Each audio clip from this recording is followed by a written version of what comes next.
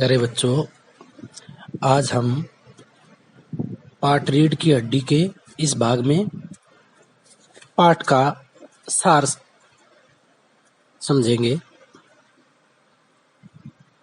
रामस्वरूप द्वारा मेहमान के स्वागत की तैयारी।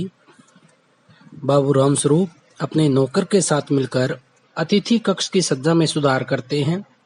नौकर चादर की बजाय धोती मांगता है, जिससे मालकिन प्रेमा गुस्सा होकर स्टेज पर पहुंच जाती है। रामस्वरूप और प्रेमा की चिंता। नौकर को चादर लाने का आदेश देकर प्रेमा अपने पति को बताती है कि उमा शादी के लिए जरा भी उत्साहित नहीं है। न वह चेहरे पर पाउडर लगाना चाहती है और न साड़ी बांधने को तैयार है। रामस्वरूप पत्नी से कहते हैं कि उमा को संभालने की और उसे तैयार करने की जिम्मेदारी उसकी है, पर पत्नी पति पर आरोप लगाती है कि न वे उसे अधिक पढ़ाते और न यह दिन देखना पड़ता।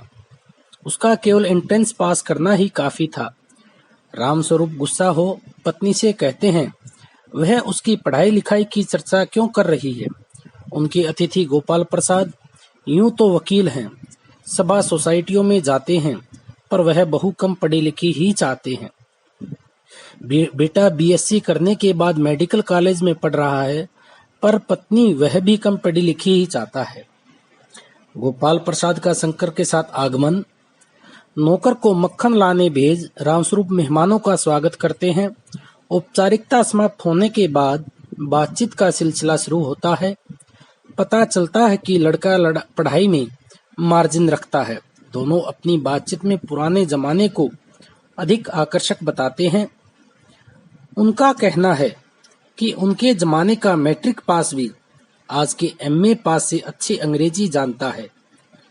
दोनों एक दूसरे की बात का समर्थन करते हैं तो शंकर ऐसे ही हंसता है। तभी गोपाल प्रसाद बिजनेस की बात पर आने को कहते हैं। एक बार तो रामस्वरूप चौंकते हैं, पर बात समझकर कमरे से ही चाय की ट्रे और नाश्ता लाने चले जाते हैं। गोपाल प्रसाद अपने बेटे शंकर को कहते हैं कि हैसियत तो ठीक लगती है, देखते हैं लड़की कैसी है। साथ ही शंकर को अपनी रीढ़ की हड्डी यानी बैकबोन सीधी करके बैठने को कहते हैं। अगले दृश्य में लड़कियों की पढ़ाई और खूबसूरती पर चर्चा। रामस्वरूप कहते हैं कि हमारे जमाने में खूबसूरती का तो सवाल ही नहीं उठता था। वह शंकर से पूछते हैं कि शादी तय करने में खूबसूरती कितना मायने रखती है। इसका उत्तर गोपाल प्रसाद देते हैं। कहते हैं कि लड़की का खूबसूरत होना निहायत जरूरी है, चाहे पाउडर लगाए या और तरीके अपनाकर सुंदर दिखे, लेकिन लड़की ज्यादा पढ़ी लिखी होने पर उसके नखरे कौन सहेगा। शंकर भी इस बात का समर्थन करता है, बस अधिक से अधिक 10वीं पास होनी चाहिए। इसके लिए गोपाल प्रसाद जी तर्क देते हुए कहते हैं कि लोगों का कहना है कि लड़कों को बीए एमए करवाया है तो बहू भी ग्रेजुएट हो। अरे मैं कहता हूँ, दोनों की क्या बराबरी। मर्दों का काम है पढ़ लिख कर काबिल होना। अगर औरतें भी अंग्रेजी अखबार पढ़ेंगी, पॉलिटिक्स पर बहस करेंगी, तो घर कैसे चलेगा। रामस्वरूप जी, शेर के बाल होते हैं, शेरनी के नहीं। मोर के पंख होते हैं, मोरनी के नहीं। ऐसी ही कुछ बातें केवल मर्दों को ही शोभा देती है। ऊंची तालीम भी उनमें से एक है। उमा का प्रवेश। सादे कपड़ों में पान की तस्तरी लिए उमा आती है। तस्तरी अपने पिता को देती है।